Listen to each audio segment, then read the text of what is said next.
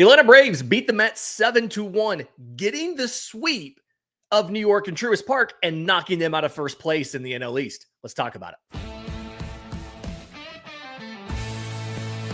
This is the Braves Postcast, your instant game reaction for the Atlanta Braves. Part of the Locked On Podcast Network, your team every day. Yes, welcome on into the Braves Postcast, part of Locked On Sports Atlanta, where we cover your Atlanta sports teams each and every day. I'm your host, Lindsay Crosby, author of the Braves Today newsletter over at bravestoday.com. You can follow me on social media at Crosby Baseball. Jake Mastriani's on vacation, visiting family, but make sure that you subscribe to both Locked On Braves and Locked On Sports Atlanta on YouTube and hit the notification bell so you know when he drops his episodes, when we go live to break down these victories. Because don't look now, the Atlanta Braves have won 3 straight series. They take down the Mets 7-1, getting a sweep of the Mets. We're going to get into everything. We're going to get into Spencer Strider's 6 innings. We're going to get into the offense and capitalizing on their opportunities that New York gave them with all of the walks. But I want to make sure that everybody realizes this point first. The Atlanta Braves, in their last 36 games against the New York Mets, are 26-10. It almost feels like it doesn't matter how good the New York Mets are, because for some reason, they get in their own head when they play the Braves. You saw what happened on Wednesday, right? 2 different defensive, bad plays by the catcher. You saw the base running errors on Tuesday, including Juan Soto getting doubled off at second base. And now you see how many walks. The Mets issued a season-high 9 walks to Atlanta Braves hitters. And I went and pulled and did the numbers on this earlier. I believe 5 of those runners that they gave free passes to came around to score in this one. So Mets are in shambles right now, but let's talk about the Braves. Let's talk about what they did. And I think I want to start with the offense, right? I complained yesterday about the Braves getting the win, doing what they had to do to beat the Mets, but not necessarily looking that good while they did it, right? Couple solo shots, they had a sac fly, but they got a couple runs off of errors, and they went 0 for 6 with runners in scoring position. Atlanta had a lot of opportunities to score runs in this one. Atlanta had 8 total hits. They only had 3 extra base hits, but they scored 7 runs. No homers in this one. Atlanta has 3 hits with runners in scoring position, including Ozzie Albies gets a 2-out RBI. Drake Baldwin gets 2 2-out RBI. And the biggest story here, when you kind of go back and you look at how this game went, if we go to the bottom of that 6th inning, because I have to be honest, I was a little bit nervous at times in this. Ronald Acuna Jr., 5th inning, Ronald Acuna Jr. walks, Verdugo strikes out, Riley singles, Olsen walks, Marcell Ozuna strikes out. Now you've got 2 outs. Drake Baldwin draws a bases-loaded walk to bring in a run. Huascar Brazoban comes in place of Clay Holmes. Ozzie Albies draws a bases-loaded walk to bring in another run. You know you're down bad when you're walking Ozzie Albies on 4 straight pitches. You know you're having a bad game, a bad day, whatever it might be. Michael Harris does end the inning with a ground out.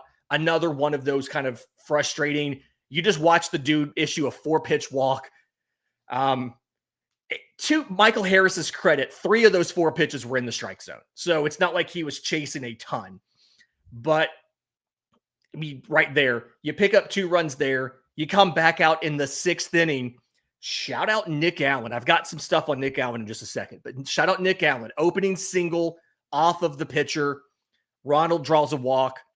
Alex Verdugo grounds out, which ends up being a bunt, right? Bunts them both, ends up moving them to 2nd and 3rd. Riley walks to load the bases. Matt Olson clears the bags with a double. Atlanta's doing the things in this game to win not necessarily not needing a bunch of great breaks from the other team. Now, they did get breaks. They absolutely got breaks as far as the walks and everything were concerned, and they converted those. But fundamentally, what Atlanta did at the plate today was good. Nick Allen went 2 for 4. Him and Matt Olson were the only two guys, one, that had extra base hits. 3 of their 4 hits total were doubles. Nick Allen's the only other guy who had more than one hit. And CJ Nikowski, who's not doing the game, but you can tell he's a Braves fan. He's watching and everything. He had a tweet go up about an hour ago. And he said, since Ronald returned on May 23rd, Nick Allen has the most walks of any player in baseball. I think he said from the 9 hole, he had 8 walks since Ronald returned and a 306 batting average. It's not fantastic, right? It's not, amazing, but he's doing what he has to do in front of Ronald Acuna Jr. And it feels like Ronald has absolutely been able to drive him in a bunch, right? When Nick Allen gets on, Ronald's having productive at-bats. He's driving him in, he's moving him up, and that's what this team needs a little bit. I've seen a bunch of comments here in the chat, and I kind of have been thinking about this too, figuring out something to do in the number 2 hole until Jurickson Profar's back. We're assuming Jurickson Profar is going to take over the number 2 spot. Snit said something about that the other day. But Alex Verdugo goes 0 for 4 in this one. We've seen a couple hits from the number 2 spot, whether it's White or Verdugo in the last couple games. But it feels like you still need something else behind Ronald. But for all the talk that there's been on the broadcast, over on the Braves Today newsletter, everywhere about Nick Allen and his OPS being below 600, when he has absolutely elite defense like he does. He looks like he's the best defensive shortstop in baseball. And when he has elite defense and he can get on base once or twice a game, right? 306 batting average. You have 3 or 4 at-bats in a game, you're getting on once. When he can do that, that's good enough. Now, obviously, it's a much bigger deal to get Michael Harris going. He was 0 for 4 from the number 8 hole. I will say, though, Michael Harris did not strike out in this one. And I think that's something that feels like it's a little bit of growth.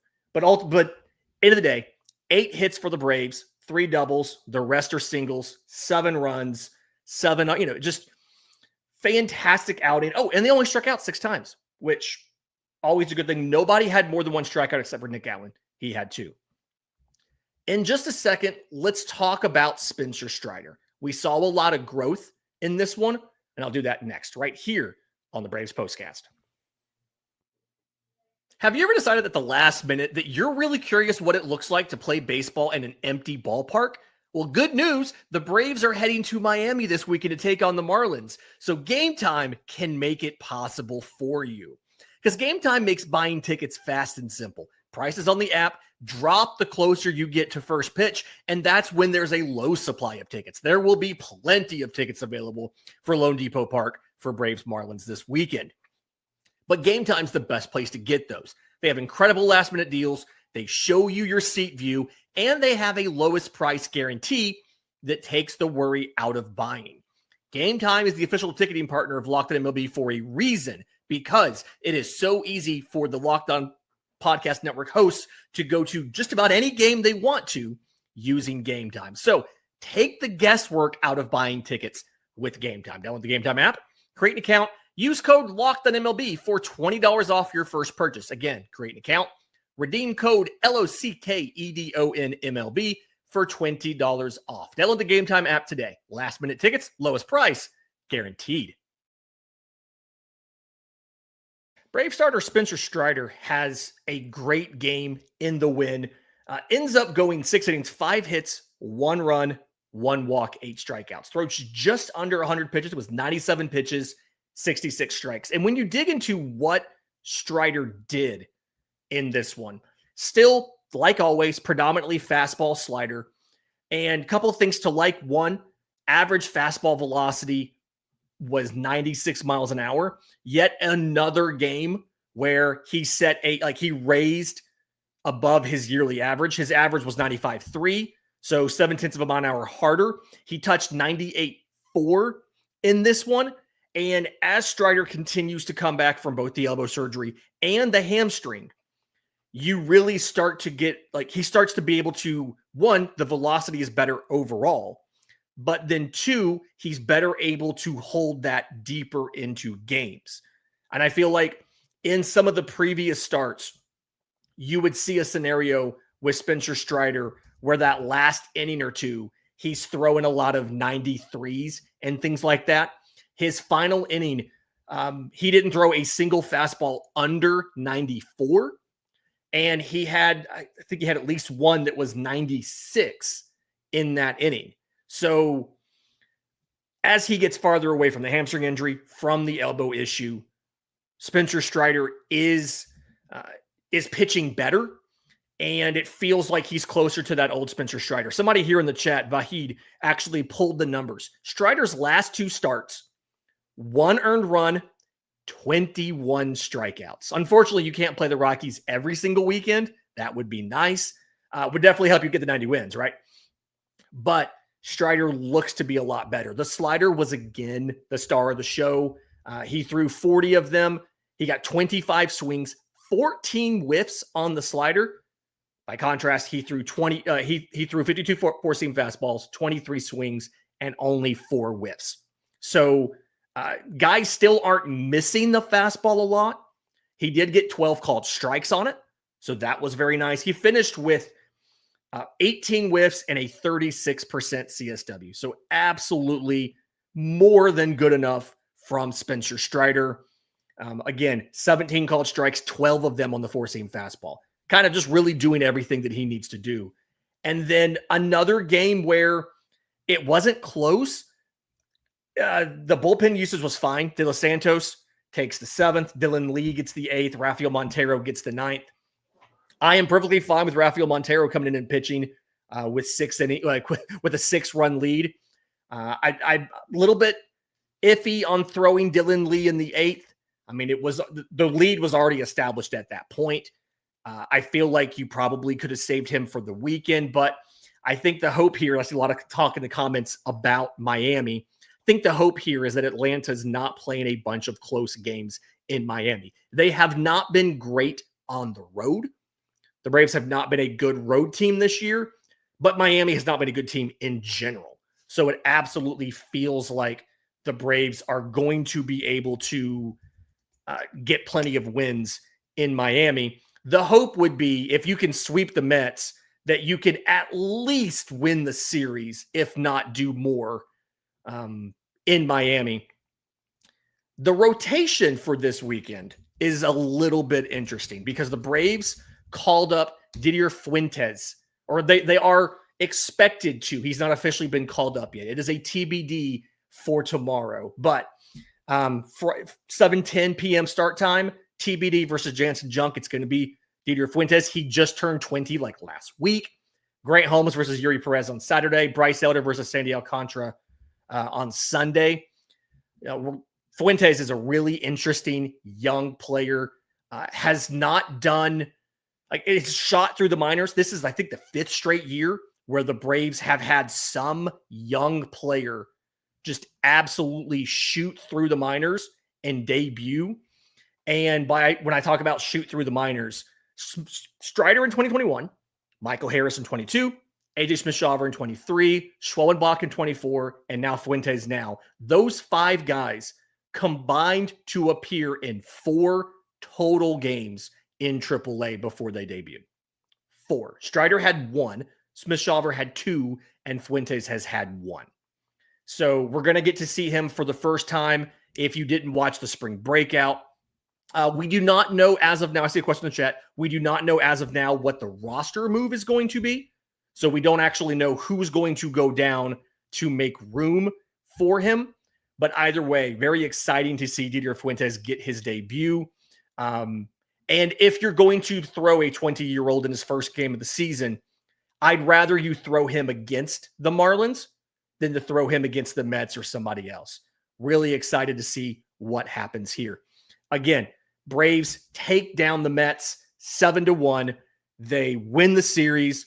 And I think the best moment, I don't know about you guys, let me know in the chat if you have an idea here. The best moment for me, I think, of this game was Dylan Lee striking out Juan Soto in the 8th inning while Truist Park was chanting overrated. And then Matthew Kaminsky started playing the organ in time with the chants. And Juan Soto absolutely showed all of them by striking out looking off of Dylan Lee. So that was my favorite moment. Let me know what your favorite moment was of the series. But again, Braves win this 7-1. They get the sweep. And now off to Miami for 3. And then you get 4 more with New York next week. Do us a favor. If you're listening on audio, leave a 5-star review, Apple, Spotify, YouTube Music. If you're watching on YouTube, subscribe to both Locked On Braves and Locked On Sports Atlanta. Hit the notification bell so you know when Jake drops his episodes of Locked On Braves, when Jarvis and everybody else talks about the Falcons and the Hawks and everything on Locked On Sports Atlanta, and when we go live here on the Postcast to break down, hopefully, another winning weekend for the Atlanta Braves. I'm Lindsay Crosby. This has been the Braves Postcast.